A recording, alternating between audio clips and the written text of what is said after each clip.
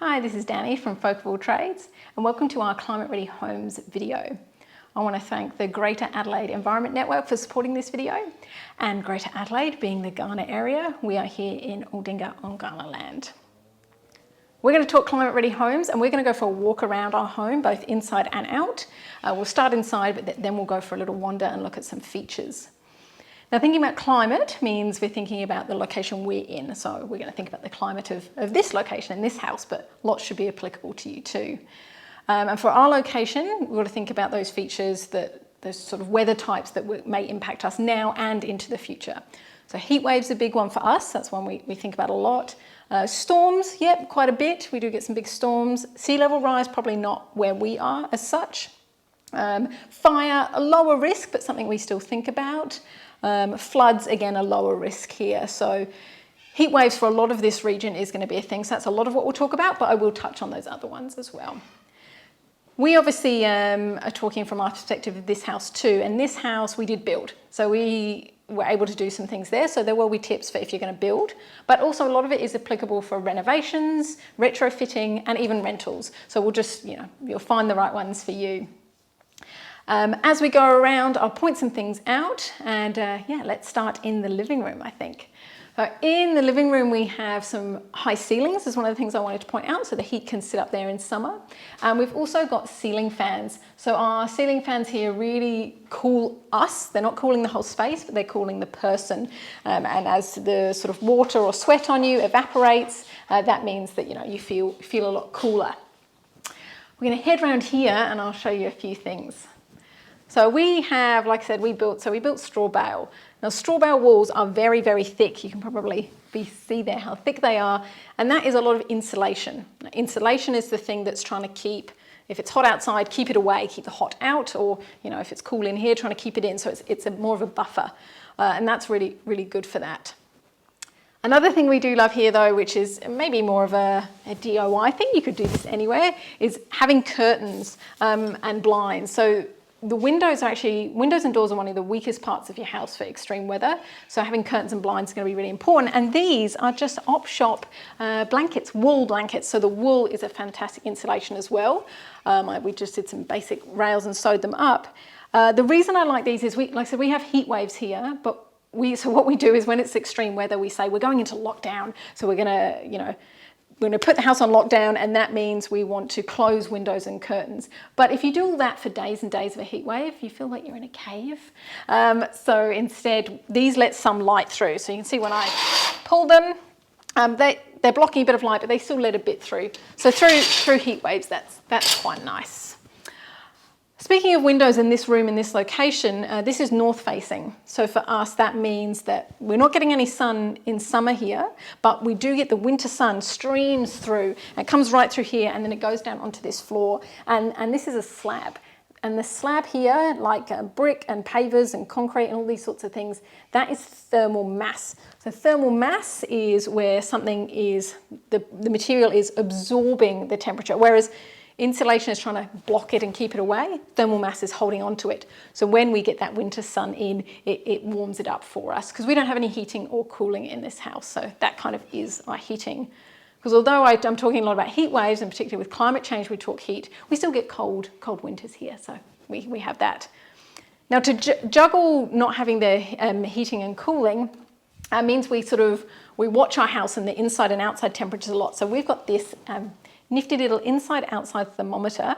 And right now they're pretty similar, but it is showing that, it's pretty similar. So at the moment you could pretty much have the windows open or closed. But if it was summer and it was quite cool outside and we really wanted that in, we would open our windows. So it's kind of like sailing a ship, or there's this phrase, a passive house needs active participants. So I think any house needs active participants. So that's a great little tip to open and close your windows and doors when it's the right temperature. We're going to head through this way to the spare room and look at a few things as well. And as we go past, I've remembered we've got things like blankets. We also have really good slippers in this house and things that mean we're trying to react to the weather as well and look after ourselves.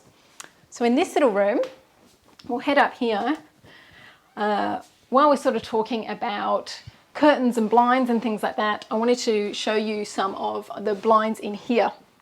So we have double blinds in here. We've got a block-out blind at the back, which does provide some insulation and things to the weather.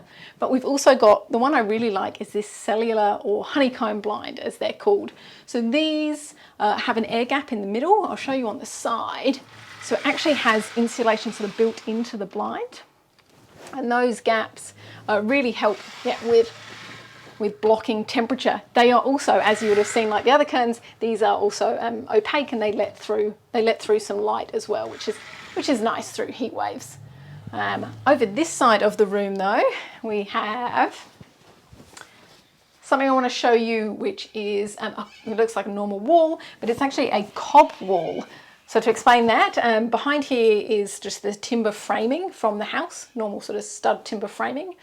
And we made a cob, which is clay and sand and a bit of straw. And we mixed it all up together. We actually mixed it up with our feet. And this had the timber framing, it had a backing, and we shoved it into the wall. We sort of smushed it in those gaps, and then it was nicely rendered over. The reason we did that is also that thermal mass. So this always stays, and I can feel it, a little bit cooler than the rest of the house, particularly through summer. So that bit of cool is quite nice. I think we've got some of these thermometers. It's not that accurate, but thermal imaging stuff might help as well. It's about 23 on this wall. And the rest of the house might be 25, 26, 27, or even hotter. This stays pretty constant. So this room is kind of our cool retreat, and that might be something to think about in your home. Which room, if you wanted to put a little air conditioner in or something, or which room would be the best place in a heat wave, and that's this room for us. So we're going to head outside. We're going to go through what we call the mud room, but is actually an airlock room. So we've got 2 doors on it. And the reason for that is it's a really good way to buffer to the outside temperature, cold or hot. So, you know, we have that gap between the outside and our living room. As we go through there as well, not that you'll see, but up through a hatch and into the loft, we have a vent, that's sort of an extractor fan up in the loft that we use in summer overnight to draw the hot air that's in our roof space out, because they do get quite warm, and it's good to vent them if you can. So we'll head outside, follow me. So through here, and we'll head out through the second door. Lovely. All right. So we're out here near our front door. We've got a bit of a porch here. The reason why we have this space a bit enclosed, we thought about having it open, is this direction, the other side of the bike shed, is west, and we get a lot of extreme weather from the west, both the sun in summer, extreme heat, but also the driving winds and rain. We're not that far from the ocean, so it comes through here. So we wanted a bit of a sheltered space in here, which has been really important. I'll take you out to the west now as well, and we'll look at a few more of those features on the outside of the house. So come on round.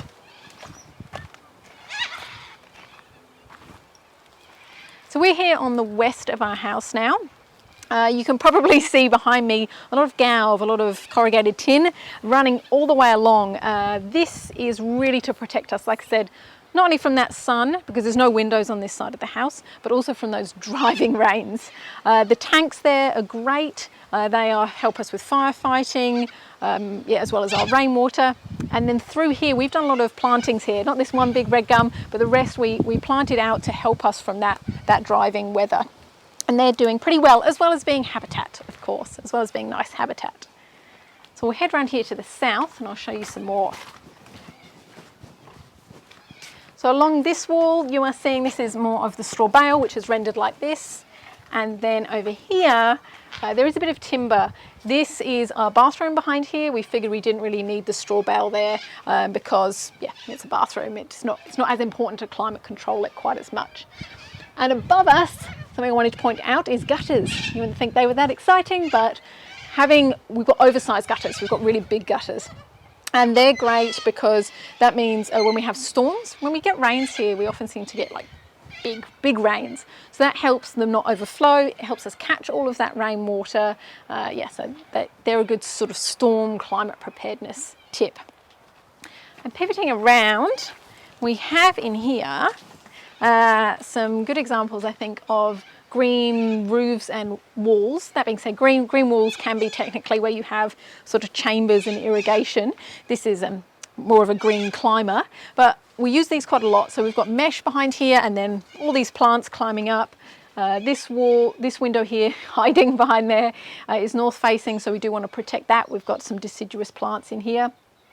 But yeah, that's really quite a bit of protection from the weather. A bit of a special one up the top is our green roof. So the green roof, this is an old shipping container that's been converted into a woodworking sort of workshop. Containers are metal boxes, so it's really important, particularly to keep that weather out and the sun. So the green roof has that layer of soil and plants and water when we irrigate or it rains, so that's really, really good protection up top there. We'll head round to our climate ready garden. Come this way.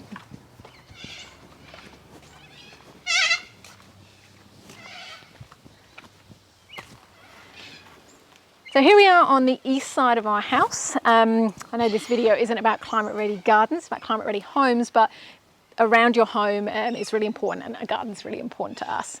So when we were planning, we're on a regular sized suburban block, 450 square metre block here. We decided to put our house right on the west because we wanted our garden, which was a big priority, to be east and north. So through here you can see it's summer now, so we're in the early evening, but it's really shaded, and that shade moves across our garden. So yeah, we're able to try things like raspberries a bit closer to the house because they get only a half day of sun. And the other big feature here, of course, is our hop wall, our hop screen or hop tunnel. These hops are deciduous, they die back, and we actually cut them off at ground level, and you can see they're strung up. They do get very tall hops, so they're strung up to hooks and string right up there. But I have heard of renters, if you get permission and whatnot, to do things like that. These are great. We also get hops for brewing, but yeah, it's a lovely tunnel through here. Through our garden generally, we obviously try and water in summer in the mornings or the evenings. We have drip irrigation and we have mulch, the normal sort of garden stuff. But I want to show you a bit more around the house. So we'll go through the hop tunnel. So if we go into here, I'm actually going to duck in here.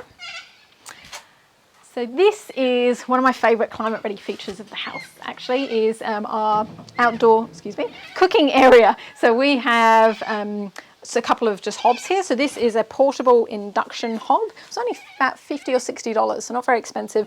And then we have gas as well. So the reason we have these is primarily for heat waves, just summer really, and hot weather.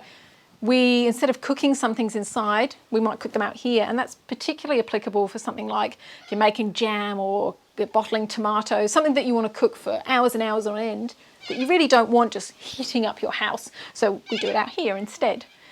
We use the electric mostly for that, the induction, but having the gas is a backup for power outages, so Sam can still make his coffee in the mornings and we can still have things if need be. And this space, yeah, is really well used for that. We also actually have a little oven in that woodworking container. We have it in there because Sam bakes bread, so it means if it's a really, really hot weather, he can actually bake out there, but mostly the oven inside is probably a bit better. So this is that outside area. You can see around here, it's a bit of a living space that we use as well on the east of our house. Because this is east, we've actually got the sun really comes through here some of the year and hits our one eastern window. So another thing we have are these blinds. So these blinds we can pull down, pull up, and they help us to control that sun as well. So you can do that control with blinds, with plants, with lots of things, and some of them can be temporary as well as a bit more permanent. And we'll head around here and I'll show you to the north. I think that's the last side. Okay. So we're north here of our house now, and we've got the classic northern pergola frame with the grapevines. It does work wonders. It's getting there. Well, for us, it's a little bit young. So these grapes obviously are going to grow up and provide summer shade when they get a bit older, but then they drop their leaves, which means we get lots of winter sun as well. So they're a real climate ready feature. Behind here, we have some green Walls again, these are local native plants behind there, so these are really good for habitat. They're obviously really tough and resilient because they're local natives.